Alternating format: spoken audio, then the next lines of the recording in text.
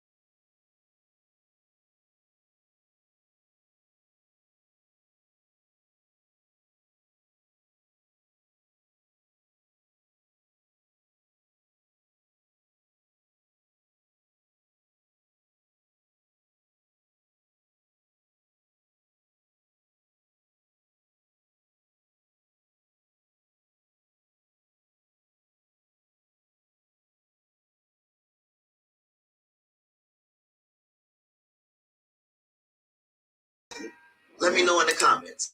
And this has been Tasha Pierce with the weekly wrap up box office top 5. And that was our weekly wrap up box office top 5. Couple of surprises in there. Really, one big surprise for me. The big surprise was Netflix's Glass Onion. You know, they're not known for having theatrical releases of their films, so this was an anomaly in and of itself. Then for it to come out and overperform, it actually outperformed the Steven Spielberg movie that I expected to be in the place that Glass Onion took. Then there's also the fact that Black Adam is gone. Now, Black Adam is still number 6 in the box office, but of course, I'm only watching 5. So it was number 6, and that is primarily because of the decision of Warner to go ahead and send it over to digital release. Their digital releases, they're asking quite a bit of money to, if you ask me, it's quite a bit of money that they're asking for to rent Black Adam. Let me make sure that I'm getting the total right. I think it was $29.99. Let me see. So to rent at home, the movie costs $20 to rent. So yeah, I mean 20. And there are those who will say, "Oh, that's not that high." I mean, they didn't want to pay that to go to the theater to see this movie. So hopefully they can recoup this movie, recoup some of their budget in rentals, in the staying at home and renting these things. And you're pushing into the holidays, so there is a possibility that things will pick up for Black Adam. It is the number 1 movie streaming when you're paying for the rental. But you really want to see this movie a movie this big do better at the box office.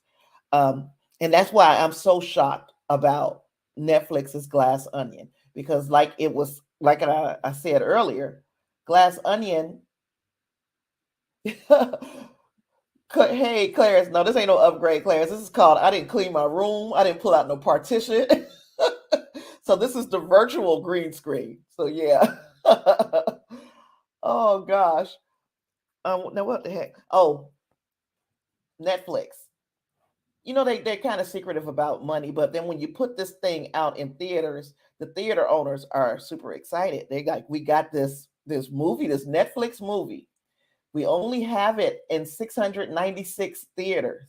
So only 696 places that you can watch this film. And they're averaging, and I'm going to pull those averages back up because I thought, maybe I just get a little bit too geeked about numbers sometimes. Numbers turn me on. Those numbers really did impress me because it was not what you would expect. It really wasn't. As far as, let me see what's going on here. Nope, not what I'm looking for.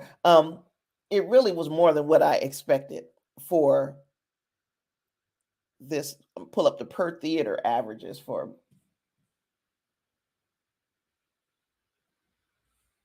Let's see. Gotta stop that screen.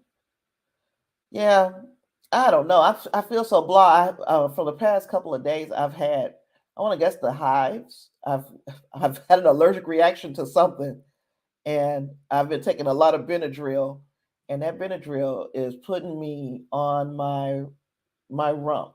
I really don't have the energy that I usually have. But okay, so going into the per theater averages for this week's top 5 movies, I got so super excited watching that because why is it? Oh, well, there's part of it is obstructed. But yeah, when you look at Glass Onion, a Knives Out mystery, $19,000 average, which means 9 times out of 10, it was like probably, it wasn't the top movie, obviously, because Black Panther Wakanda Forever is there. But if that movie was there, people were coming to see it. If the movie was at more theaters, I'm wondering how many more people would have come to see it.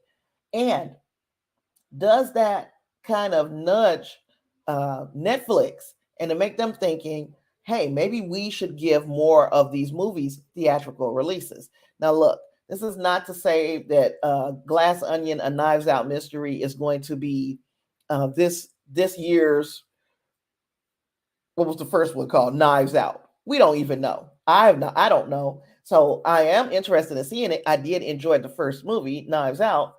I am interested in seeing it. But when you know that in just a couple of weeks it's going to be on Netflix, it's only in theaters for a week. It's going to be on Netflix in a couple of weeks. Um, is it worth going out to the theater and trying to see it? Now, if you knew that you had to wait 2 months to see Glass Onion, A Knives Out Mystery on Netflix, would that be more of an incentive to go to the theater to see it? And is that incentive enough for Netflix to change their policy on putting their movies in theaters? Only time will tell. I can't see them changing it right now, but I hope they would give that some consideration. Now, you can't do that with obviously with every Netflix movie, because some of those movies they're just putting them out on as Ben Affleck called it, on an assembly line. That those films are we just cranking them out. We just cranking them out. It's just a content farm is what Netflix is in some ways. But in any content farm, there is some gems or there are some gems. And I'm wondering if we have stumbled upon one of the gems, which would be Glass Onion, A Knives Out Mystery. Now, when you look at the Strange World, as we talked about in the box office wrap up, Strange World cost $180 million to make. It is oh Lord, it is poised to to lose most of that. It's poised to lose most of that. There's a The consensus is that it's probably going to lose $140 million. Now, look, there are several reasons why that could be the case. The first reason is I know I'm older, and the things that I watch are not going to show a lot of advertising that is marketed towards a younger or a child audience. But I don't remember seeing too much merchandise, too much marketing, not merchandising, too much marketing for this movie. The first time I saw a trailer for this movie was in Black Panther Wakanda Forever. I don't remember seeing anything. I don't remember hearing any buzz. I don't remember seeing any press. It was very quiet. Now, again, this leads us to the next reason why this movie is underperforming. There is a gay love scene, couple, same sex couple in the movie. And a lot of people who have problems with same sex couples are saying, oh, they made sure they didn't put that in the trailer. They made sure that they didn't discuss this anywhere else. We didn't know. So we get to the movie and find out that there's a same sex couple in the movie. Now, that's just like going to the movies. And I know I get so disturbed by this, because why is that bothering you? Because I can go to the movies and I can go to see a movie that is completely sanitized, that has no representation of uh any less than traditional relationship. I could go to the movies and the movie could definitely be none of that in it. Let's say Left Behind. Y'all remember the movie Left Behind? I watched those movies back when I was really, really, really, really, really still really indoctrinated. Really, I read the books and I watched the movies. Okay, so I could go see that movie. It's a movie about people who were left behind at the end of the world when God comes back and raptures His people, and the people who are left behind, how they have to endure 7 years of the tribulation underneath the Antichrist. So, okay, that's setting the scene. You know, you're getting a very religious crowd. You start talking about Left Behind and that sort of thing. But I could go to that movie, and in that very theater, in the third row, right in front of me, it could be a same-sex couple. And guess what? They're not bothering me. They're not thinking about me. So the question is, why are you so upset that that alternate forms of love are being seen or being shown on the big screen? It's a question that I'm not going to get a satisfactory answer to. I know that. Um, I still think it is very unfair that, not that they don't go to see it, that's your prerogative, but for the movie to be not being able to be shown in certain theaters in certain areas in certain countries because of what you might see on screen as two people. For instance, there's a same-sex couple scene in Wakanda Forever. It's one scene, and not even a scene, just a moment of a kiss and a yes, my love. That was it. Because guess what? That's what love is. I don't have to walk around and I'm not hugging and kissing it all in my man's pants because we're in a couple and we're a couple, and that's any mature relationship. These are two mature people in a relationship. They're not doing anything extra or anything extraordinary more than what you would do in a relationship. But okay, I've gone on a tangent. I've gone on a tangent because it is, whether or not you you agree with it doesn't mean that it should be censored. And that's what I don't like. But anywho, we were talking about per theater averages. The per theater average for Glass Onion is just absurd. And you get back in here, Megacom. I had blocked you. Gosh, I guess I can't block them fast enough. And then now it's saying I can't block them. Megacon and Megacon and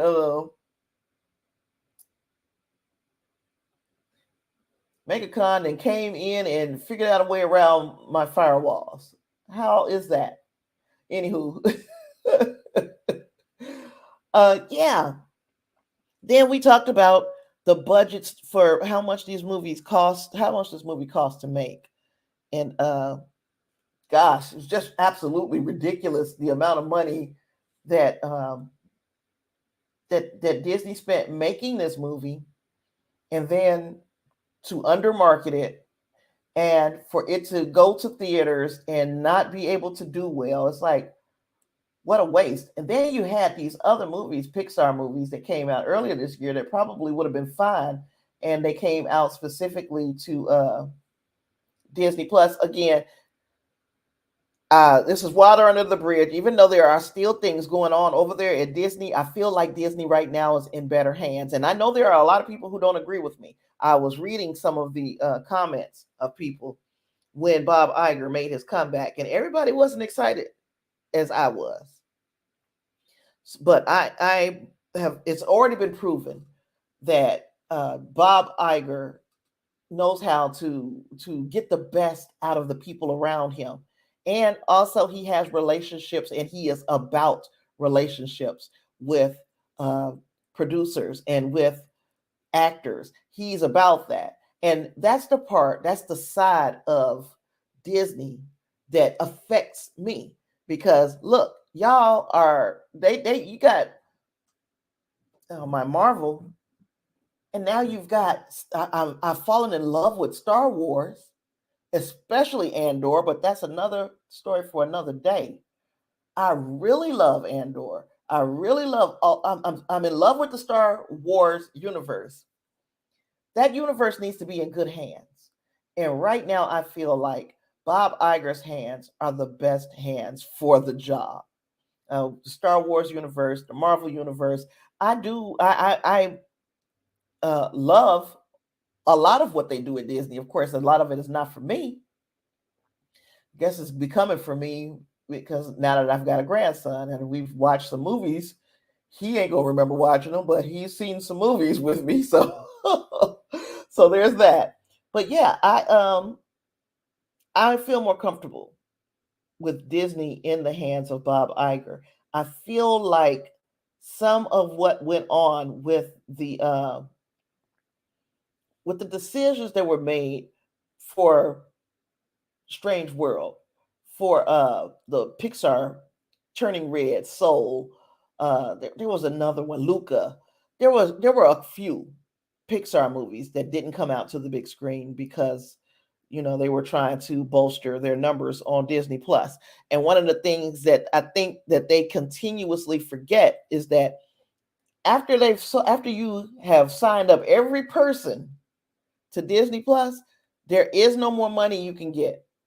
That's it. You signed up everybody. If you sign up everybody in the world to Disney Plus, there's not another dime you can get out of that. But if you put the movie in the theater and give it a theatrical window, people are likely to go see the movie and to get that feeling and go see it again and try to relive, try to catch catch lightning in a bottle 3 or 4 times at the theaters. And then guess what? They still paying for your service at home. See, this is what I guess we couldn't see the forest for the trees through COVID because we were right dead in the middle of a pandemic. So it makes sense. Yeah, put everything on streaming. But then when we come out of that, it's time to, our thinking has to change. The theatrical experience was almost eradicated because of that kind of thinking. And even though I don't get out into the theaters as much, and hopefully I'm addressing that, but even though I don't get out as much, um, I still think that there is a magic in that experience, in a shared experience with a group of people who are fans of the same thing that you are, and the oohs and ahs and groans and how you feel in the theater. And because everything is so larger than life, it seems like um, it would be a shame if we lost that experience to sit at home and do the solitary watch thing. Because and I do that sometimes. I will solitarily watch a movie, but there is something about having the communal experience of a movie together, even with a group of strangers. So that is our weekly wrap up box office top five. Let me look at this box office top five. Let me think. Out of these movies, which ones do I think will still be there at the end of this week? I think Black Panther Wakanda Forever is still going to be maybe not in the same positions. I'm not going to go that far. I have to look and see what other movies are coming out. Black Panther Wakanda Forever might be safe though. um, I believe Strange World and Devotion will still be there. I think Glass Onion will be gone because I think they only was putting it in the movies for 1 week anyway, and the menu might drop to number six. But before I make that prediction, let's do something. The something that I want to do is look up to see what movies are coming out this weekend. Mojo, Box Office Mojo. Let's see if it's any releases this week that I need to hear about. Release schedule. December, what is today? Tomorrow's the 30th. I mean, tomorrow's the 1st. Oh, Lord. Tomorrow is the 1st? Gosh. Okay, so this week we got Violet Night.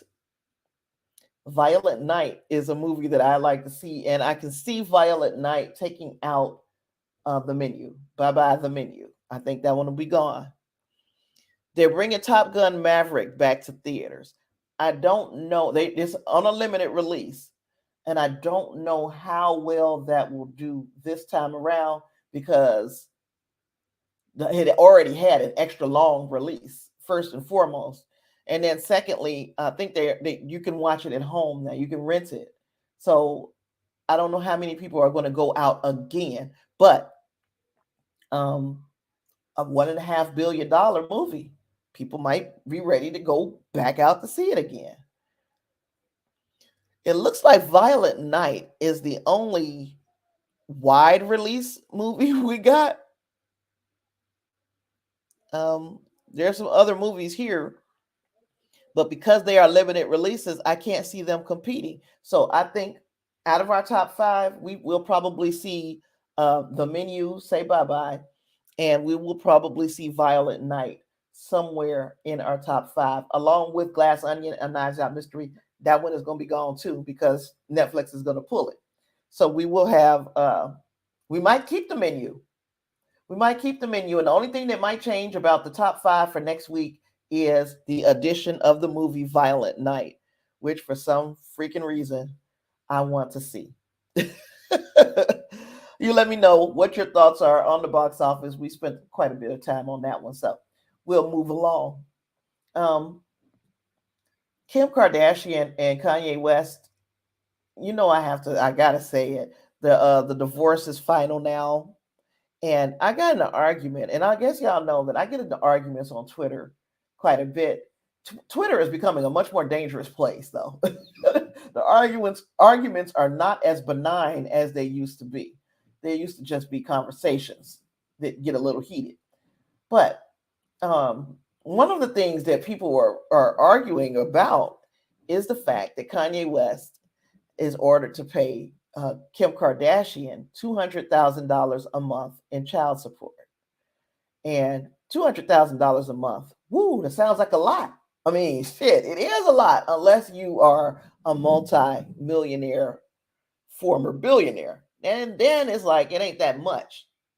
And there was an argument that I had with a gentleman. He's like, she's rich. Why does she need money from him? No, no, no, no, no, no, no, no, no, no, no, no, no. It's not about her needing money from him. It's about him being responsible, at least partially, for the children that they brought into this world. Now, $200,000 a month is what, $2.4 million a year, right? Is that a lot of money when you are worth $400 million? It doesn't sound like a lot. And if you have 4 children and you are a multi-millionaire, is $2 million a year a lot of money? It still doesn't sound a lot like a lot. But then when you factor in the fact, when you factor in that they have to pay for security for 4 children, forget the mom, she could handle herself, right? 4 children, we have to pay for security for these kids. And that, to me, eats up the $2 million a year. That's it. The $2 million is gone. So this is like, and I know this is about to get into like far more than just the entertainment side of things. I get a little touchy when we start talking about child support, simply because just because we as adults say we can't deal with each other anymore, we're going to go our separate ways. Just because we say that doesn't absolve us from giving that child the same type of lifestyle that they would have had if we would have stayed together. The reason why I say this is because it's not their fault. They didn't ask to be here when they got here, especially if when they got here, they got the experience of mom and dad being under the same roof and the way of the lifestyle that we got them accustomed to. Now, if I was making, and I guess my board is covered because I'm I'm using the virtual background because I had written down, I'm like doing math and everything for these people because so they can understand. But if I'm making $100,000 a year and so is my former husband, $100,000, so we both making $100,000 a year. We got a kid in between us, and we decide, yeah, okay, we've got this home that we share together. We decide we need to go our separate ways. The kid don't have a choice. The kid got to go with us. Now, let's say I won custody of the child. As a matter of fact, let's say he won custody of the child, just to shake things up a bit. He wins custody of the child with my $100,000 a year salary. I feel like, dude, why am I paying for a babysitter. Because if you didn't pay for a babysitter, if I didn't assist you, the former spouse, in paying for a babysitter, I would have to watch the child. I wouldn't be able to go to work. Why am I giving you? I would figure $2,000 a month would be generous.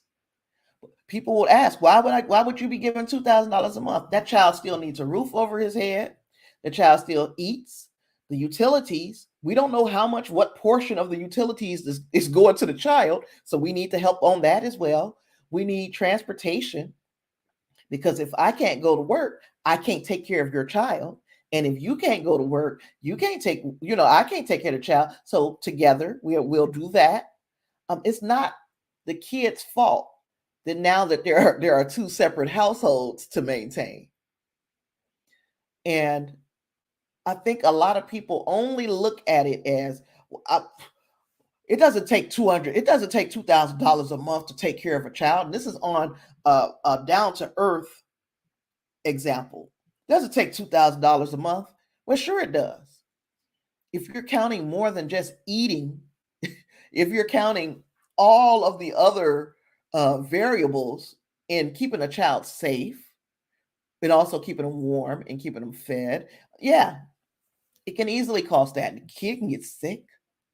Yeah, I need you to have health insurance, and if you don't, I have to cover that. So I shouldn't be the only one paying for health insurance. There's like a long list of reasons why $2,000 up against two parents who both make $100,000, $2,000 a month would be reasonable. Now, when you take and just the more exponential example of Kanye West and Kim Kardashian, both are billionaires. She does not need a dime from him, but he needs to still be able to say that he is caring for his children. And if given $2 million a year versus your $400 million net worth, if $2 million a year is what they say is fair, it's fair. I still don't think it's fair. But of course, she doesn't need any of us to advocate for her, and he doesn't need anybody to advocate for him either. You don't hear him complaining, because he knows $2 million might be cheap. You might have just gotten over, because all you're paying for is security. Anywho, that was me getting into the messy side of things. I was in an argument that I shouldn't have been in, and I stayed in it for far longer than I should have stayed. In fact, I had to go online and pull up an example of how much it costs for full-time security for a celebrity. And for a celebrity, it says it could start at $2 million a year. At $1.5 million a year. But now you factor in, we're talking about not one celebrity, 4 little people celebrities. They are wild cards. You never know what a kid is going to do. So it's probably harder to provide security for a little kid than it is for an adult. But anywho, I said I'm going to leave it alone. Let's talk about Ang Lee. I see. I get myself all. I guess I don't sound riled up, but that's the Benadryl. Ang Lee is going to be directing a film about Bruce Lee, and there was a lot of questions about who would he tap to play Bruce Lee in this film, and it turns out that he tapped his own son Mason to play martial arts legend Bruce Lee, and in the Bruce Lee film. So Sony's 3000 Pictures has finalized a deal that will see Oscar winner Ang Lee direct Bruce Lee, a film that will star the filmmaker's son, Mason Lee, in the role of the iconic martial artist. So Dan Futterman is working on a script, and it is already seen previous versions, so it's going to be like a a writing by committee. Um, there are producers are Lawrence Gray, Shannon Lee, Ang Lee, Ben Everard, Brian Bell, and Elizabeth Gabler and Marisa Paiva are overseeing the project for the studio. So yeah, you're gonna get Bruce Lee brought to life, and the actual son of the director is going to be playing Bruce Lee. There are a lot of people who may have a problem with that. But, we started talking about nepotism. I don't know if the young man has the chops, and I don't mean is he the person, is he a person who I would choose, handpick myself? Do I feel like this kid is a celebrity, Mason Lee? He doesn't have to be. All he has to be able to do is act. Celebrity and all the rest of that stuff can come later. If this is his gonna be his like breakout role, if this is gonna be his breakout role, then he doesn't need to be a star just yet. This could be the role that makes him a star. He just has to have the chops to do it. Now, it says Mason Lee has been training for this role in Asia for the past 3 years, all through lockdown. So the entire time that we are arguing with people at gas stations about wearing masks, he was training for the role of Bruce Lee. Now, Mason Lee is 32. He's been in Billy Lynn's Long Halftime Walk and The Hangover Part 2. And most recently, he starred in the Taiwanese romantic comedy Stand By Me. So, he was nominated for the Golden Horse Award for Best Supporting Actor for both films. So this kid is not like this is his first film. He's been in a few things. He obviously has got he's got the skill to be nominated for his work as Best Supporting Actor for the Golden Horse Award. So if these are things that they're saying, I don't think this is just pure nepotism. I truly believe that this kid is capable of playing the role, and is just a plus that his dad is the director. But guess what? If I was filming a movie about, let me think of a person. If I was filming a movie about Michael Jordan, and I needed to find somebody to play Michael Jordan, you think I wouldn't cast my son? My son is 6'5". He's close enough. He's dark, and he's my son. And yep, and he can hoop. So yeah, he could be Michael Jordan. I mean, I would. That's just me. I know a lot of people ain't down for the nepotism. Sometimes I'm down with the nepotism. Go ahead on and look out for your kid. Let's see.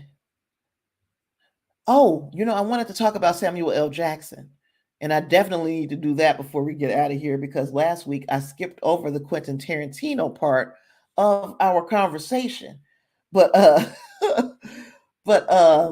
this week I'm like, I can't skip it, because I think Quentin Tarantino will be forgetting sometimes the people that he's had in his films, and how many stars are actually in the MCU. And this is, of course, from Deadline, and it's always from Deadline. You guys know I love Deadline. Anywho, Samuel L. Jackson on the comments made by Quentin Tarantino regarding actors that portray that participate in Marvel films getting overshadowed by the characters they portray. Now, look, before I move into that is what Quentin Tarantino's argument was. His argument was that when an actor is chosen to play, for instance, Captain America, the actor Chris Evans is not the celebrity, is not the star, the movie star. Captain America is the movie star. So from that point on, when you look at Chris Evans, you don't see Chris Evans, you see Captain America. Same thing with Thor. When you see Chris Hemsworth, you don't see Chris Hemsworth, you see Thor. And of course, I guess I got to go into the fact that I got into another argument on Twitter where people actually threw Chadwick Boseman into that mix as well. Now, while I'm on Twitter having this fight, I'm like, is these people out of their mind? But the fight that I was having was with younger Caucasian people. Now, not saying that Caucasian people in general just don't understand the ramifications of just because I didn't watch this movie doesn't mean nobody watched this movie. It's the young ones, because young folks on either side, on any ethnicity, think that the world revolves around their opinion, and like if they feel like something is bad, that it has to be bad. And the examples that they were talking about was the guy that I was arguing with was say name 3 movies that Chadwick Boseman played in, and I was like, I'll do you better. I'll do you better. I'll name more than 3. And then he said, okay, after I've named Get On Up, Ma Rainey's Black Bottom, The Five Bloods, what is it? The Jackie Robinson story, the Thurgood Marshall story. After I named all of those, he said nobody went to see them. Nobody, meaning that he didn't go see them. Now, have I seen them all? No, because after he passed, I couldn't watch any of his projects. Will I go back and watch them? Of course. But after he passed, I couldn't do Ma Rainey's Black Bottom for certain. I just I wasn't prepared to see him alive in those movies, and knowing that he was gone and gone too soon. Okay, so we got that out of the way. But this young man didn't realize, and probably still refuses to realize, that all movies are not made to be huge blockbusters. Some movies speak to a certain audience, a niche audience. Some movies feel the need to lower the spectacle. And when you start talking about a lot of the work that Chadwick Boseman did in his very short time on the big screen, it was very niche audiences until we got to Black Panther, Wakanda Forever. And that even that even was a niche audience. And I'm saying that because he didn't play a lot of bad guys. He played heroic figures in all walks of life. So it's not just I'm a hero in the Marvel universe. He brought alive some of the heroic figures that we have from other walks of life. In fact, from other pulling things from real life scenarios. That is a huge thing for Black people. And I'm not, I know everybody ain't Black. Everybody's not going to understand the Black experience. That's why I talk pop culture for the culture. I'm going to help you to understand this experience. Because when you watch TV movies for a long time, and you can see some heroic people on your small screen and big screen that are Black people. But when you start talking about acclaim is usually something negative. When Black actors start to reach acclaim, and by acclaim, I mean those statues, the Oscars and the such, a lot of times they're not playing a heroic character. And while I look at it sometimes as, you know what? They're playing that type of character, and they deserve an award for it because it's so far away from what they really are. That's true acting. But why? Why do we have to see things through that lens? Why is it when Denzel Washington wins the Best Actor Oscar that it's for Training Day? And I'm not saying that he didn't do a fantastic job in Training Day. He did. He did a hell of a job. I actually thought that that he was the character. Yes, he played the hell out of that character. But why then? Why was that the role that got him the Oscar? Okay, so I'm going to move back over here to this article that we was reading from Deadline, where Samuel L. Jackson is now responding to Quentin Tarantino. He says it takes an actor to be those particular characters. He was on The View when he was making his comments on these remarks, and he said the sign of movie stardom has always been what? Asses in seats? What are we talking about? And I agree. Now, to be fair, let's remember Samuel L. Jackson has worked with Tarantino in the past in movies like Pulp Fiction, Jackie Brown, and Django Unchained. Samuel L. Jackson is also part of the Marvel Cinematic Universe since 2008. He's been playing Nick Fury. He's been Nick Fury in a number of projects after we met him in Iron Man. So, going on with what Samuel L. Jackson said. So it's not a big controversy for me to know that. Well, apparently these actors are movie stars. He added, Chadwick Boseman is Black Panther. You can't refute that. And he's a movie star. Because, hey, Derpy 501st, James Gunn for the win always. James Gunn has done his thing. Okay.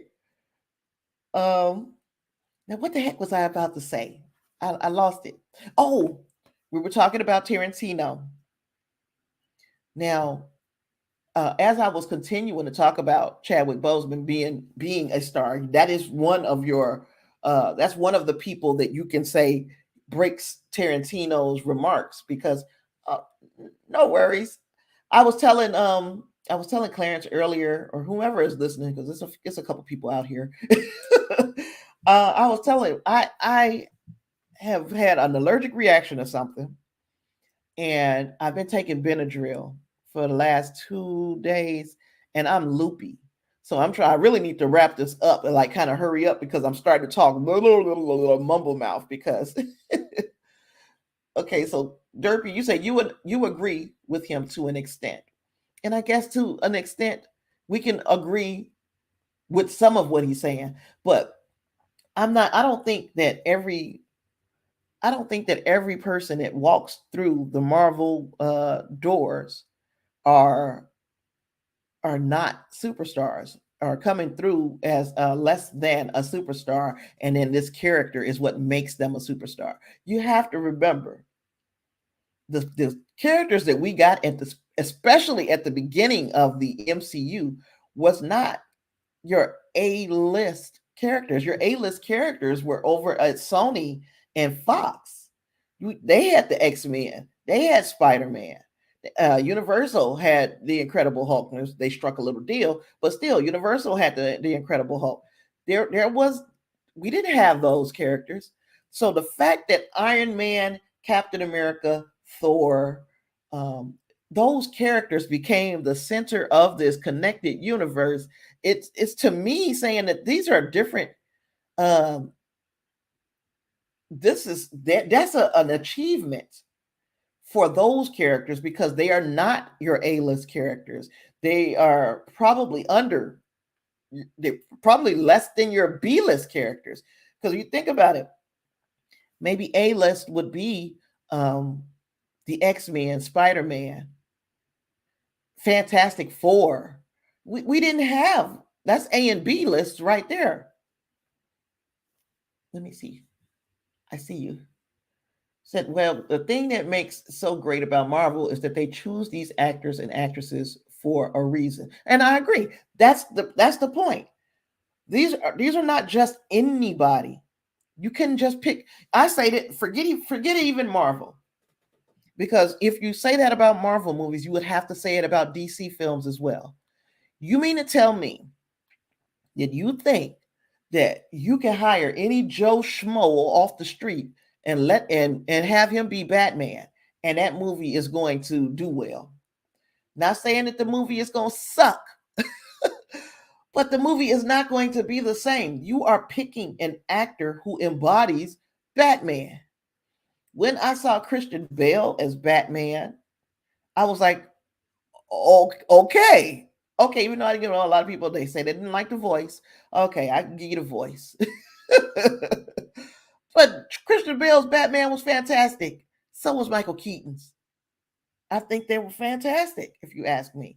And Robert Pattinson is just as good. I thought Ben Affleck would have made a great, as far as the look of Batman. I wanted to see him get to play with a more, even though it's still dark, a more hopeful story. So I would have liked to have seen Ben Affleck get that opportunity. He was stuck in the dark kind of Snyderverse world, and while there's a place for that, I do believe that it would have allowed Ben Affleck a little bit more wiggle room for him to show the hopeful side of the character.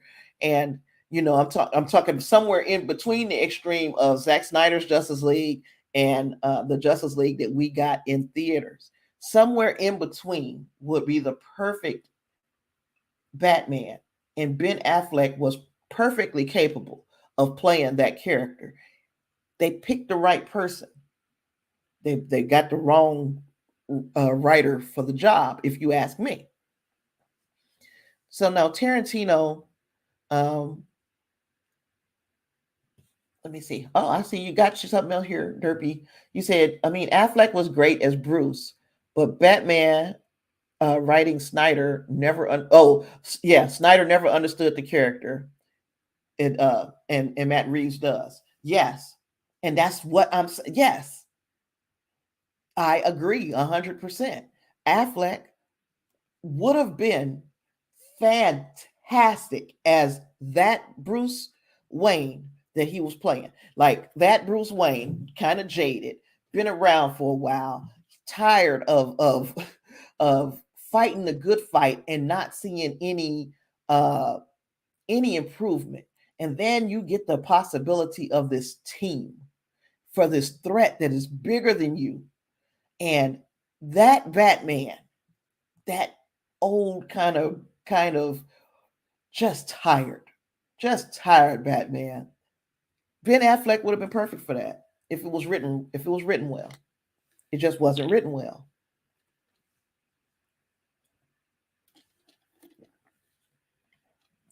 But yeah.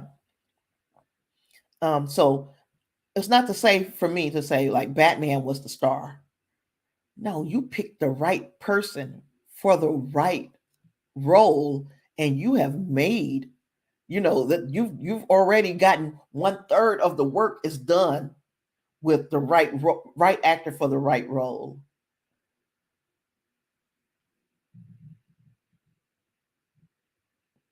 Yeah. You say you think he could be a character down the road for DC if he cares then. And the conversation that I saw that he had some months ago, and I can't remember exactly when, he was having a interview with his friend Matt Damon, and he didn't speak highly of the experience of being in these superhero movies, because we can also remember that he was in Daredevil, and that was that Daredevil before the MCU got a hold to that character as part of their deal with I believe Fox. So as part of their deal with Fox, they got Daredevil back, but he says he didn't have the best experience working on these types of movies, and that might be enough to jade him to where he doesn't want to come back and do any more superhero movies after his obligations with DC are over at this point. But I hope he changes his mind, because that is he was fantastic, even though he was a bit old. That was the character we were looking for. We were looking for uh, not first year or second year Batman. We were looking for a Batman who had been in there for a minute. Hey, David, you late, but better late than never, baby.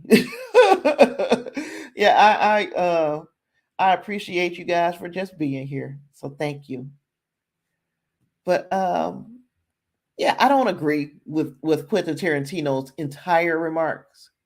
I don't agree that I don't agree that Chris Evans is not a star.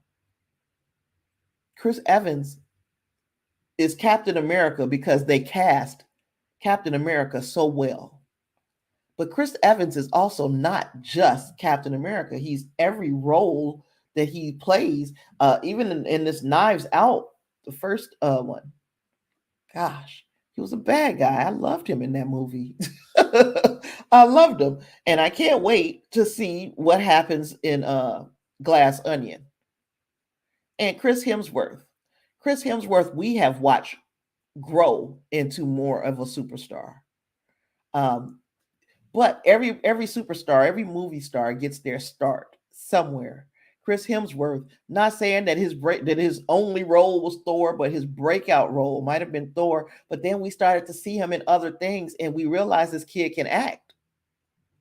Of course, he doesn't have the he has that situation where he found out that he has the genetic markers for Alzheimer's, and he's going to slow down. He doesn't have Alzheimer's, but on both sides, he's inherited on both sides of his family the genetic marker that makes it more probable that he will get Alzheimer's. In fact, people 8 to 10% of the people. Wait a minute, I think it said 8 to 10% of the people who have markers like that on both sides end up getting Alzheimer's. So he's slowing down on his acting, is what I'm trying to say. But was he not a star? Is he not a star? We saw him in other things. We saw him in Men in Black with Tessa Thompson. It seemed like they're a great couple working together, a great pair. And we saw him in Ghostbusters. We're going to be seeing him. We've seen him in Extraction. They're making a sequel to Extraction because the first one was good enough with Chris Hemsworth as the lead. And then we're going to see him play Hulk Hogan. Are you serious? He's not a superstar? I don't agree with that. Shang-Chi, Simu Liu, was one of the Marvel actors that pushed back on Tarantino's assessment. He had lots to say. Simu Liu and people were kind of insulting him. Like we were talking about people who had chances to be stars. Simu Liu is going to be a star. His breakout role is maybe Shang-Chi. Simu Liu is not done. We have not seen the best that he can do yet.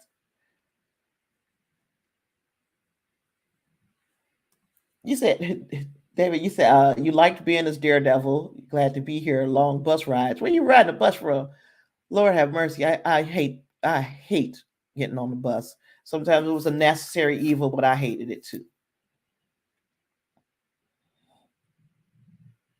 Oh, wait a minute. No, I didn't. I did not derpy. And you know what? James Gunn has been trending on my Twitter for the past 2 nights. So I might have not clicked on it because I thought it was just more of the same. Because James Gunn, and I had the freaking pictures, but I didn't load them. James Gunn has been eating people alive for making up these rumors on Twitter, and he's catching them. And he's telling like either you telling somebody is giving you bad information or you just telling bold-faced lies because this is not true. And he's been out here making sure that he's picking these people off. Don't come out here and saying this. But now let me see what he was talking about. Let me see if he's still trending on if he's still trending on my he's been trending for few nights in a row though. I wish I could I didn't see it. I'm gonna have to tell me more. Derpy. He put a picture up with cover of Kingdom Come, said making plans. That's what's up. That's what's up. So, um, um, but he's been dropping these little hints for some times now. For sometimes, gosh, for some time now. Um, he keeps dropping tidbits. Like he put the picture of Lobo up. Like, what are you doing that? Why? Then he put a picture of Mr. Terrific up. And that's another thing. Like everybody is, well, like, where is this going? Are you trying to say that these are people that's coming? Um, so I'm gonna have to go to Twitter.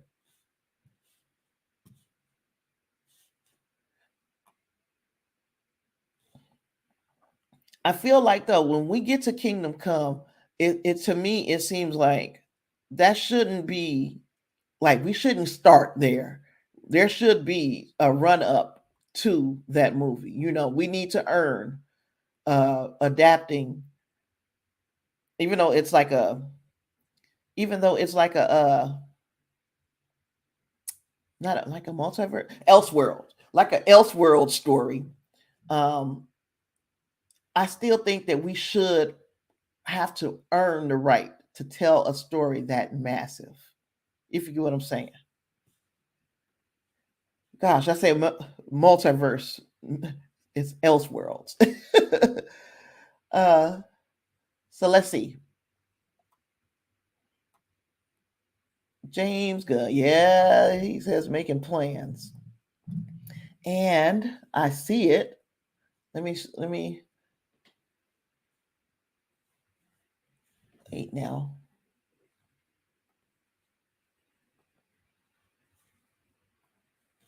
So that's the tweet. That's the tweet. That's the picture that accompanies the tweet. Put it like that. And then he's looking in the mirror, and you see on the flip side. I wish I could flip the photo over. I'm gonna have to. I'm gonna have to. I'm gonna have to share this picture. I mean, share this on social media so that you guys can see really well what's going on in the reflection of this plan of making, starting with this dark Superman. Let's see.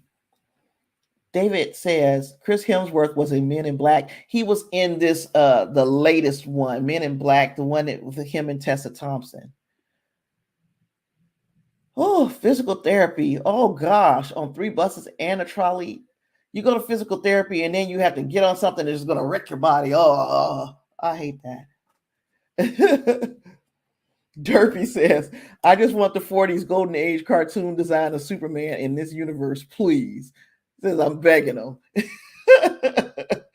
So yeah, that would be awesome. I'm now I guess I need to come up out my jacket because I've gotten hot. Tell you, whatever's going on with me, I'll be hot one minute and I guess you call those hot flashes. Hell. It says, okay, Superman and the Justice League abandon their roles as superheroes after the rise in strong public support of a superhero named Magog, who has no qualms about killing. Well, I'm not going to tell the rest of that because it could have, it could be spoiling something for people who might want to watch it. I mean, yeah, who want to be surprised when that movie comes out. Hopefully, this is what their big story that they are leading up to, though. That would be what I wish to see for the DCU. James Gunn is definitely getting people excited. He's not, without making promises and without saying too much of a word, he is making people excited for what can happen next in the DCU. So I'm happy for that at the absolute least, and I do believe that that he will pick the right people as far as actors and directors, that he doesn't direct all these projects. I don't want to see this turn into just him directing and all this stuff. I want him to hand pick some excellent directors, and if necessary, give them guidance, kind of in the realm of Kevin Feige.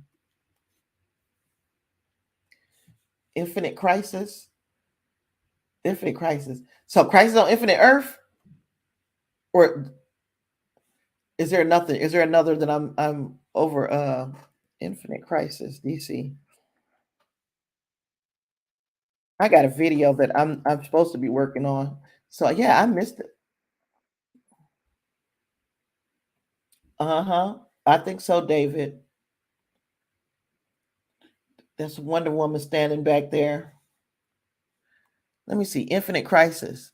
Oh, you know what? This is a newer comic book because I had no clue that there was another one. Let me read this synopsis. Infinite Crisis is a 2005-2006 crossover event. The story is told through an eponymous 7-issue miniseries. Although the yeah, although tie-ins span the entire DC universe, there were 4 lead-in miniseries. We don't need to know that part. Let's read this part. Gosh, just to see the word Thanagar, I'm already geeked because that's one of my people that I want to see. As far as I like Hawk Girl, I want to see her on the big screen. The story returns to concepts established at the end of Crisis on Infinite Earths, when Alex Luthor, Lois Lane of Earth 2, and Superboy Prime and Superman of Earth 2 disappeared as the last surviving heroes of the destroyed multiverse. It's revealed they have been monitoring the heroes of New Earth as they descend into darkness and believe this generation is unworthy of their legacy. They return to bring back the multiverse in an effort to restore the idealistic values of their own time. That would be hell. That would be a hell of a story to tell. And then you get, again, all of the crossovers that I see go on. This will be perfect because you do want maybe not this many films, even though it could very well be like, okay, because the crossovers to Infinite Crisis were an Aquaman, a Batman, a Birds of Prey, Firestorm, Green Arrow, Green Lantern, Justice Society, Justice League, Nightwing, Outsiders, Robin, Superman, Teen Titans. That would be perfect. You introduce all of these teams and characters, and then just throw them all together in a freaking superhero soup. And it sounds like the type of story that would you would do well with having that many freaking characters in. But shoot, I mean, either way, if this infinite crisis that I just looked up, that would even be fantastic.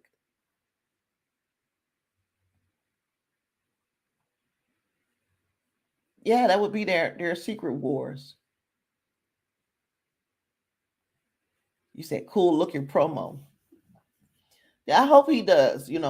Just go ahead and put your foot in it, James Gunn, because we need you just need to be more enthusiastic about the future for the DCU. And he's given us reasons, like just following him on all of these different various social media accounts. He he is giving us reason to to feel like we are that like we're in good hands. And I just was saying how good I feel now that what's his name, Bob Iger, is back over at Disney. I feel the same way with James Gunn handling DC. Um, of course, it just means that you either stopping the story's end with Guardians of the Galaxy over at Marvel, or you're handing the reins to someone else. But you know what? That's life. I would rather have him in charge of that whole enterprise over at DC than to just have him delivering good movies from Guardians of the Galaxy. So, excuse me, I'm going to take me a few pills. I'm telling you, it's hard out here for a pimp, y'all. I'm not itching the way I was, but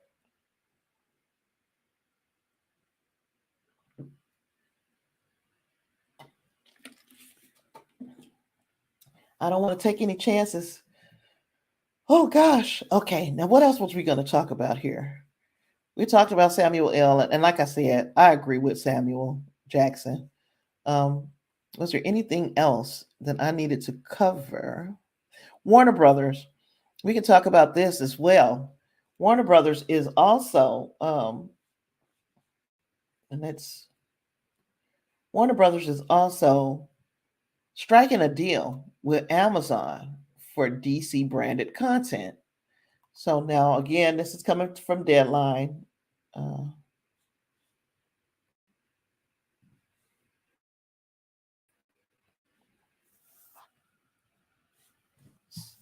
so, Warner Brothers Television Studios is in the process of closing a major animation deal with Amazon for DC branded content. Channing Dungey teased the news at Content London, stating, of course, here comes a big dumb video right in the middle of everything while I'm talking. uh, what did she say? Oh, she teased the news at Content London, stating that the studio is exploring IP animated IP on different platforms, including WBD owned HBO Max.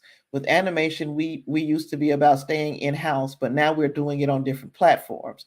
HBO Max is the first stop. We are in the process of closing a big deal with Amazon featuring DC branded content in animation. So, um, we're gonna get some animation over on Amazon that is DC, and gosh, I don't know why won't we would they wouldn't just put it on HBO Max, but whatever the case, whatever the reason why, good animation is hard to come by sometimes. So if there's as long as we're coming up with some good stuff, it doesn't matter to me the why. It just only matters that it's good stuff. Um, for so many, for so long, what I would consider was my gold standard. Oh, and it's almost time for me to, my grandson will be here in about 10 minutes. So it's almost time for me to wrap it up. But what was I going to say? Yeah, the gold standard for me was like Justice League Unlimited, those Teen Titans, the '90s cartoon. Those were gold standards to me, and then a lot of the animated films I love. Um, Justice League. What did I say? Young Justice, Young Justice. So yeah, there's a lot that I love about DC animation. Hmm. You see, most adults and senior citizens. Most adults and senior citizens know DC from Super Friends, which isn't the best interpretation of DC to screen. My point is, I don't want that tone or a Legion of Doom, Hall of Justice, unless done right. I can agree with that. Like, let me think. Like when you think about the Super Friends from back in the day, you're right. That's a good. I guess that would be a good place to cut your teeth. So, like, if you are, like, for instance, I was just talking about my grandson. My grandson is just being barely able to hold his head up, and I've got him watching. I've got him watching the old Batman movies, and he loves because he loves to see the words pop up on the screen, pow bang. So yeah, he gets all crazy and loves all that, right? Yay! That's a good place to start with a little person, and then you just advance them. There's so much content out there that you continue to advance them as they get older to some of the stuff, but making sure this is the way that I feel like I need to make sure that my grandson knows the origin of this stuff. You got to start from the beginning and see how things evolved. And as you get a little bit older, you're able to digest a little bit more of the stories of any universe, DC, Marvel, however it be. Now it's not as much like when I was a young girl. It was more or less the comic books, and we would be lucky if we got some of our faves on TV. Again, Super Friends on Saturday mornings, um, Spider Man with with uh with Firestar and Iceman. That was a thing we loved. So yeah, there's a place to start. You move them up, you advance the stories, and then you uh from that point on, you let your hand take his let his hand go and let him go. And it's like even with my son, same difference. I had him. We went to see a lot of these movies and things together. We watched cartoons together, and now he is a fan of what he's a fan of. He don't have a lot of faith in DC anymore. He was disappointed by DC quite a bit, and ain't nothing I can say to make him feel different. he doesn't. He don't. He just doesn't want to put his heart into DC anymore. But I still didn't stop me from trying to bring my grandson into the club. Uh, my grandson, like I said, he'll be 4 months old in a couple days. 4 months old. Went to go see Black Panther: Wakanda Forever. He that was his first MCU movie on the big screen. So we need to go ahead and put that in the memory book. So yeah. Derpy, you said you'd rather have the Watchtower. I like that idea as well. It sounds more up uh to date. Where we are right now, it's more realistic to believe that there would be a, a floating kind of space station that house the itching is starting again, that houses the super free, or not the super friends, the Justice League. I would rather than the Hall of Justice on land and people running in and out all willy nilly. Yeah, the Watchtower sounds great. I agree. So look, guys, I didn't get to a couple of the stories, but I am planning on revamping again this channel. I keep getting ideas on how to move things in new directions, and I want to grow.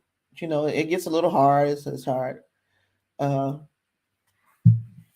what you gonna say? What was I gonna say? If you guys have any ideas of projects or anything that you would like for me to consider doing, send me an email. There's a lot of information on how to catch up with me down in the description of this video. So look there and send me a video. I mean, send me a email or whatever, any way that you want to catch up with me and give me your ideas, because I am here for it. Check out some of my videos that I have done. I did the DCU draft of who I would like to see enter into the MCU. I mean, not the MCU, God, the DCU with James Gunn. I've also done my Batman tier list. People wasn't happy with me for that.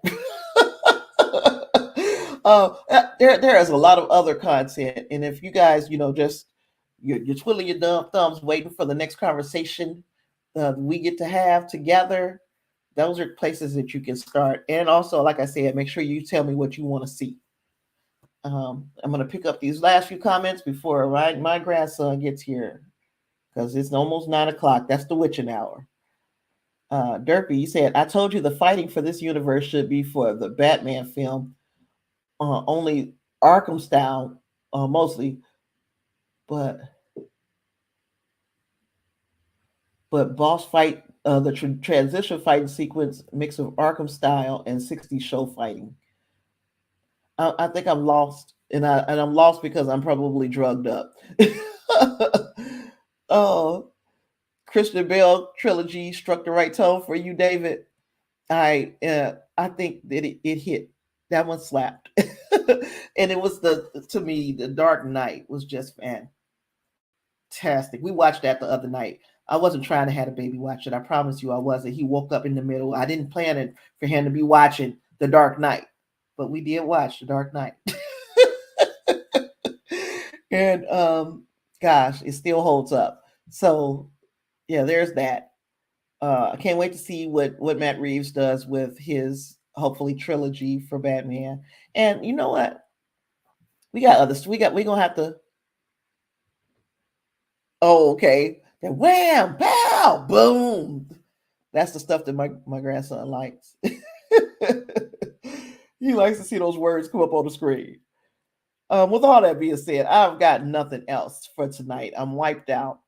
Um, I'll see you guys. I'm going to try to get back in here and try to get back on track with these coming out when they're supposed to. I'm not even going to tell you the day they're supposed to come out. When these come out the day they're supposed to, but until then, um, chaos reigns. I'll see you guys in the next one. Peace.